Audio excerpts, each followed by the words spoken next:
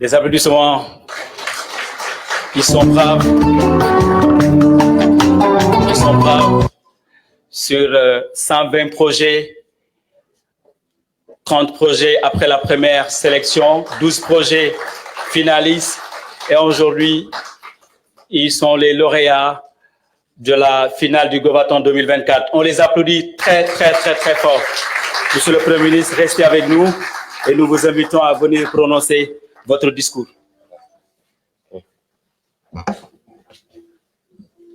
Monsieur le ministre de la fonction publique, monsieur le ministre secrétaire général du gouvernement, monsieur le directeur de cabinet du Premier ministre, mesdames, messieurs les conseillers et collaborateurs des ministères, mesdames, messieurs les directeurs généraux, mesdames, messieurs les représentants du secteur privé, chers invités, nous sommes très honorés aujourd'hui de clôturer la session 2024 du Govaton avec cette remise symbolique de distinction. Nous avons tenu à ce que ce soit élargi à tous les candidats qui avaient compéti, parce qu'il a été extrêmement difficile de trancher entre ces candidats. J'aurais peut-être personnellement primé d'autres, et c'est certainement le cas de beaucoup d'entre nous. C'est dire que tous ceux qui avaient compéti étaient méritants au même titre, et nous vous félicitons, nous vous encourageons. Je félicite Monsieur le ministre de la fonction publique pour cette initiative. Nous avons entendu sa doléance par rapport à la pérennisation de l'activité et son inscription au budget de l'État. Monsieur le ministre de la fonction publique a pris cette initiative en recherchant des solutions pour l'administration particulièrement. Mais il a dû se rendre compte que les offres qui ont été faites dépassent largement le cadre des besoins de l'administration, puisqu'on a eu des solutions pour la fluidité de la circulation, des solutions pour l'agriculture, et j'en passe, qui dépassaient donc largement le seul cadre de l'administration. Et je pense que le Govaton doit être non seulement perpétué, mais être co-organisé par plusieurs ministères, puisqu'à la base, ça devait relever, à mon humble avis, du ministère des télécommunications et du numérique. Il s'agit fondamentalement de l'innovation dans le domaine numérique. Et c'est tout à l'honneur du ministère de la fonction publique d'avoir pris les devants. Mais dans un contexte où nous venons juste de lancer le grand programme du New Deal technologique, il est important que la jonction puisse se faire et que chaque ministère puisse exprimer ses attentes et ses besoins et permettre à des jeunes talents de travailler à offrir des solutions sous la supervision, bien entendu, du ministère des télécommunications et du numérique. C'est extrêmement important parce que le monde est en train de faire sa mue. Nous sommes dans un 21e siècle très mouvant où les choses avancent très rapidement et portées particulièrement, j'allais dire essentiellement, par l'innovation dans le domaine des sciences et technologies et particulièrement les nouvelles technologies, le numérique, l'intelligence artificielle et j'en passe. Il est important que notre pays puisse se positionner. J'ai bien aimé le discours de l'un des intervenants. La question du numérique pose et soulève beaucoup de préoccupations. On ne voit que l'aspect économique, alors il est le plus saillant, au point que partout nous avons vu la naissance de ministères chargés de l'économie numérique. C'est parce que le numérique est devenu le premier facteur économique dans le monde. L'économie mondiale est tirée particulièrement essentiellement par le numérique. Et c'est des gains appréciables pour les pays qui ont su se positionner et faire les avancées technologiques rapidement qu'il faut. Mais au-delà, il y a les questions sécuritaires qui sont extrêmement importantes. La dernière fois, je vous parlais d'une solution qui a été importée dans une de nos administrations, alors qu'on avait la possibilité de recourir à l'expertise locale. Et entre-temps, il y a eu des développements parce que l'entreprise étrangère qui avait vendu ces solutions à des montants exorbitants, avec des kyrielles d'avenants à chaque fois, vient d'être déclarée en faillite et en liquidation judiciaire, alors que nous ne disposons même pas des codes sources pour accéder à ces applications qui, aujourd'hui, sont le cœur de la mobilisation des recettes au Sénégal. Et vous vous rendrez compte qu'un pays sérieux ne peut pas sous-traiter ces aspects. Et nous comptons beaucoup sur l'engagement des Sénégalais, et particulièrement des jeunes Sénégalais que vous êtes dans ces secteurs pour travailler à aider le pays à atteindre sa souveraineté numérique, mais à faire également des bons qualitatifs, à faire même ce qu'on appelle des sauts de mouton, des leapfrogging. En quoi faisant? C'est un domaine où il n'y a pas d'exclusivité. C'est de la science, c'est de l'innovation, c'est de l'inventivité.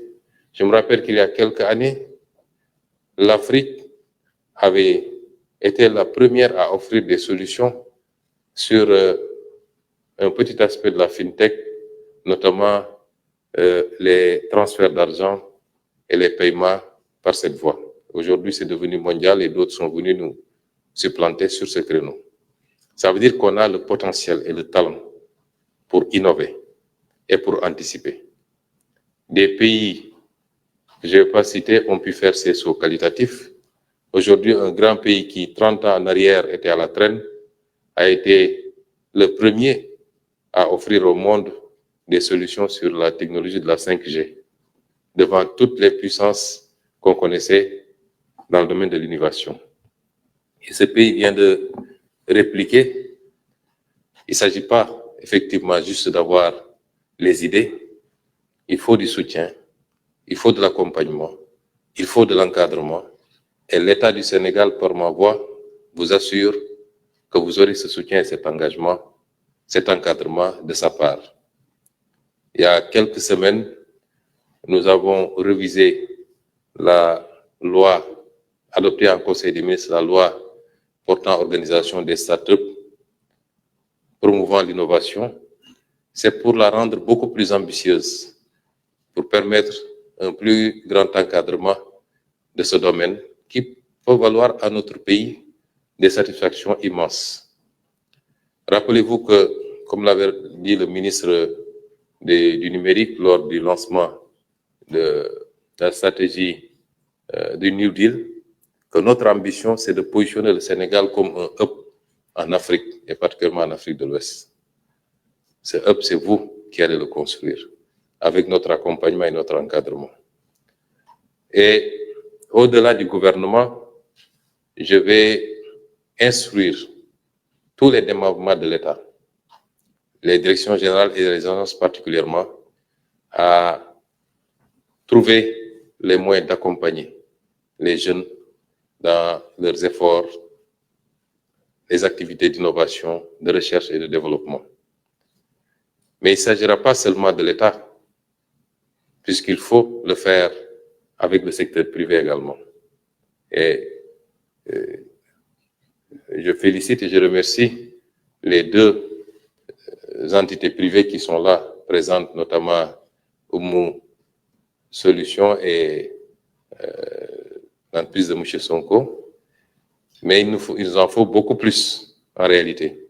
Parce que dans tous les pays où ça marche, il y a une connexion entre le monde de la recherche et le monde de l'entreprise, le monde du secteur privé de manière générale. Et les startups ont besoin de partenariats au-delà de l'État, mais d'un secteur privé conscient des enjeux et qui accompagne les jeunes inventeurs. Et je lance un appel très fort à ce secteur privé sénégalais. L'économie d'aujourd'hui, mais plus singulièrement l'économie de demain, c'est essentiellement autour du numérique. Il faut venir accompagner ces jeunes, les encadrer, leur trouver les ressources financières et la stabilité qu'il faut pour qu'ils puissent performer également dans ce domaine. Et plus tard, pouvoir en récolter les gains. Parce que le secteur privé, c'est pas l'État malheureusement. Ils ne font rien pour rien. Mais c'est les assurer également qu'il y a des retombées possibles. Parce que toutes les grandes firmes à dimension mondiale ont démarré quelquefois dans un garage, comme on dit, et ont été accompagnées à un moment ou à un autre par un secteur privé pour devenir ce qu'elles sont aujourd'hui, c'est-à-dire les plus grandes multinationales du monde.